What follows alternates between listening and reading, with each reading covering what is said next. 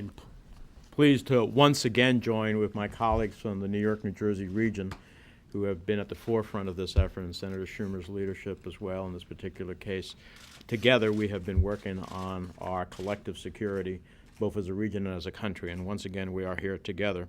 It seems to me that whenever we see danger, whenever we see a threat against the nation, it is our obligation to protect American lives. That's our first and foremost obligation.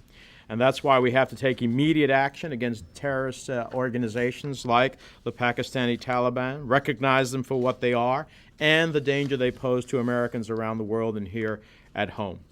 As we've said, the Times Square bombing was a vivid example of the potential danger we face in our cities at the hands of those who would stop at nothing to kill Americans, those who would stop at nothing to terrorize Americans and cause panic in the most crowded intersection in the nation.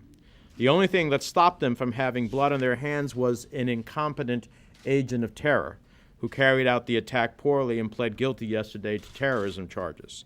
So it's not theoretical that they would attack us on our soil. They have already done so. There's no clearer case than that to put them on the terrorist list. Now, there are those, who have wondered whether the Pakistani Taliban had the operational capacity. This is the operational capacity to actually come to the United States, have a network, have resources, have money, have training, and have somebody on American soil who could act out in an operational capacity to effectuate their goal. What more do we need?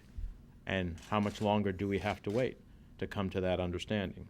That's why we've joined with Senator Schumer to require the State Department to add the Taliban to the department's list of terrorist organizations.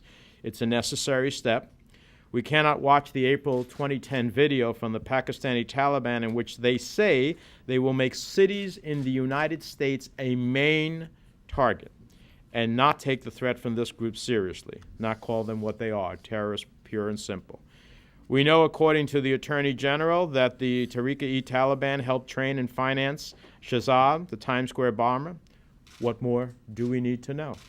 What more of an indication do we need before we call them an international terrorist group bent on killing Americans?